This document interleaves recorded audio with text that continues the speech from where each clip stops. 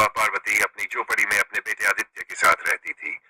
उसकी दुनिया केवल दो चीजों में बसती थी, गंगा माँ और भगवान शिव। पार्वती दिन रात भगवान शिव की पूजा करती और अपने बेटे को भी शिव की भक्ति का पाठ पढ़ाती। आदित्य भी माँ की तरह भोलेनाथ के प्रति अगाध श्रद्धा रखता था, लेकिन गांव के लोग उनका मजाक उड़ाते थे। तेरी भक्ति से क्या होगा पार्वती, क्या भगवान तुझे खाना देंगे? लोग हंसते। पार्वती मुस्कुरा देती और कहती, भोलेनाथ कभी अपने भक्त को निराश नहीं करते। एक दिन गांव में भयंकर अकाल पड़ा। गंगा का जल भी कम होने लगा। गांव के धनवान लोग बाहर जाने लगे, लेकिन पार्वती और आदित्य के पास कोई रास्ता नहीं था। भूख के मारे आदित्य माँ से बोला, माँ, भगवान हमें भोजन क्यों नहीं देते? पार्वती ने बेटे के सिर पर हाथ रखा और कहा, बेटा, भगवान हमारी परीक्षा ले रहे हैं, हमें उनके प्रति अपना विश्वास बनाए रखना होगा। लेकिन आदित्य बेचैन था। उसने माँ से कहा, मैं खुद भगवान शिव से पूछूंगा कि वे हमें क्यों नहीं बचा रहे। पार्वती मुस्कुराई, अगर तेरा विश्वास सच्चा है तो भोलेनाथ तुझसे जरूर मिलेंगे बेटा। भगवान की खोज में रात के अंधेरे में बिना किसी को बताए आदित्य गंगा तट से निकल पड़ा। भगवान शिव कहाँ रहते हैं? उसने कई साधुओं से पूछा, लेकिन कोई सही जवाब नहीं दे पाया। अंत में एक वृद्ध सन्यासी ने कहा, अगर तेरा विश्वास सच्चा है तो तुझे स्वयं भोलेनाथ मिलेंगे। कल मैं तुझे हिमालय की ओर ले चलता हूँ। आदित्य ने माँ को प्रणाम किया और हिमालय की यात्रा पर निकल पड़ा।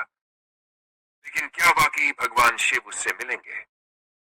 क्या आदित्य की भक्ति उसे भगवान तक पहुंचा पाएगी? क्या यह सिर्फ एक मासूम बच्चे का विश्वास था या भगवान सच में उसकी परीक्षा ले रहे थे? हिमालय की कठिन यात्रा। आदित्य और वह वृद्ध सन्यासी हिमालय की ओर बढ़ते गए।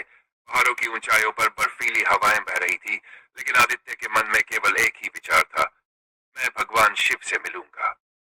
रास्ता कठिन था। भूख और ठंड से उसके पैर लड़खड़ा रहे थे, लेकिन उसने हार नहीं मानी। सन्यासी ने कहा, बेटा, भगवान तक पहुंचना आसान नहीं होता। यह यात्रा केवल उन्हीं के लिए है जिनका विश्वास अटूट होता है। आदित्य मुस्कुराया और बोला, अगर मेरी भक्ति सच्ची है तो भगवान मुझे रास्ता जरूर दिखाएंगे। 3 दिन की कठिन यात्रा के बाद वे एक प्राचीन शिव मंदिर पहुंचे जो एक गुफा के भीतर स्थित था। यही वह स्थान है जहां कई ऋषियों ने भगवान शिव के दर्शन किए हैं। सन्यासी ने कहा। आदित्य ने मंदिर में प्रवेश किया। वहां अंधेरा था, लेकिन शिवलिंग पर जलती हुई एक लौ दिखाई दे रही थी। भोलेनाथ, क्या आप यहाँ हैं?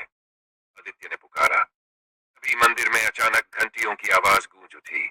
हवा भारी हो गई और एक दिव्य प्रकाश प्रकट हुआ। भगवान शिव का पहला संकेत।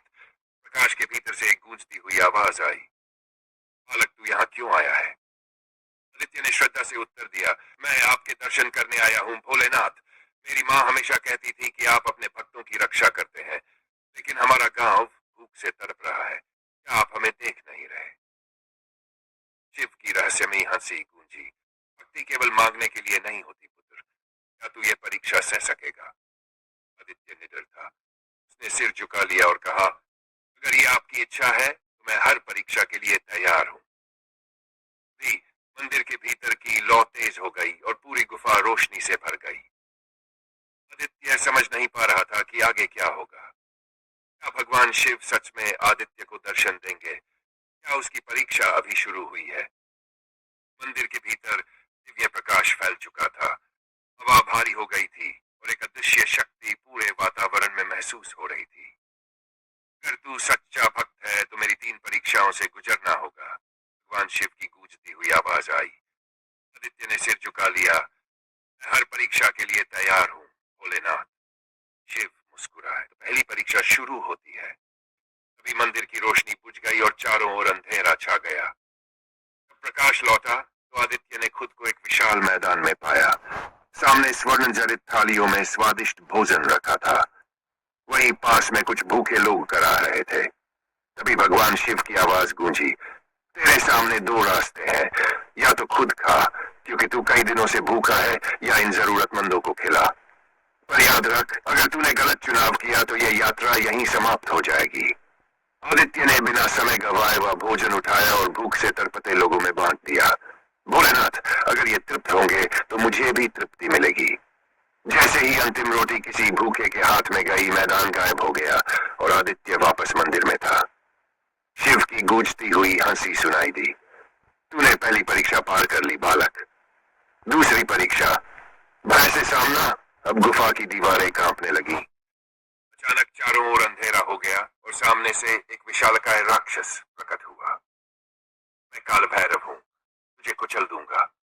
आदित्य ने बिना हिले डुले कहा, तू चाहे जो भी हो, मैं सिर्फ भोलेनाथ के आगे झुकता हूं। राक्षस जोर से गरजा और आदित्य पर हमला करने दौड़ा, लेकिन आदित्य ने भगवान शिव का नाम लिया और आंखें बंद कर ली। अचानक वह राक्षस अदृश्य हो गया। शिव की आवाज फिर गूंजी, तूने दूसरी परीक्षा भी पार कर ली, लेकिन आखिरी परीक्षा सबसे कठिन है। तीसरी परीक्षा, बलिदान की परीक्षा।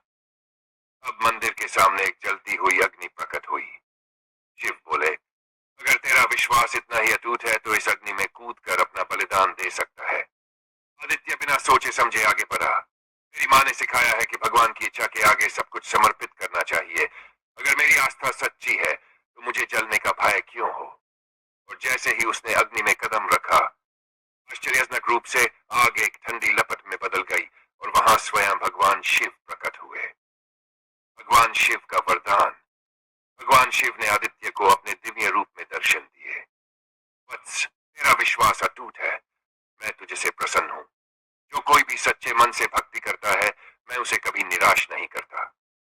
फिर शिवजी ने आशीर्वाद दिया, जा, तेरे गांव में अब कभी अन्न की कमी नहीं होगी, वहां गंगा कभी नहीं सूखेगी और तेरी मां को कभी दुख नहीं मिलेगा। आदित्य की आंखों में आंसू थे। उसने भोलेनाथ को प्रणाम किया। अगले ही पल वह खुद को फिर से अपने गांव में पाया। गांव में वर्षा हो रही थी, खेत हरे भरे थे और उसके आंगन में पार्वती मां मुस्कुरा रही थी। आदित्य ने मां के चरणों में सिर रख दिया। भोलेनाथ ने हमारी सुन ली मां। भक्ति का चमत्कार, एक अमर कथा। गांव के लोग जो कभी आदित्य का मजाक उड़ाते थे, अब उसकी भक्ति को नमन कर रहे थे। उस दिन के बाद उस गांव में कभी अकाल नहीं पड़ा और आदित्य का नाम शिव भक्त आदित्य बनकर अमर हो गया। यह कहानी हमें सिखाती है कि सच्ची भक्ति में अपार शक्ति होती है। जो भगवान पर अटूट विश्वास रखता है, उसे कभी डरने की जरूरत नहीं। दोस्तों, आपको ये कहानी कैसी लगी? अगर आपको ये कहानी अच्छी लगी हो तो शेयर, सब्सक्राइब और लाइक करना मत भूलिएगा। मिलते हैं एक अगली इंटरेस्टिंग नई कहानी के साथ में। तब तक के लिए जय हिंद, जय भारत।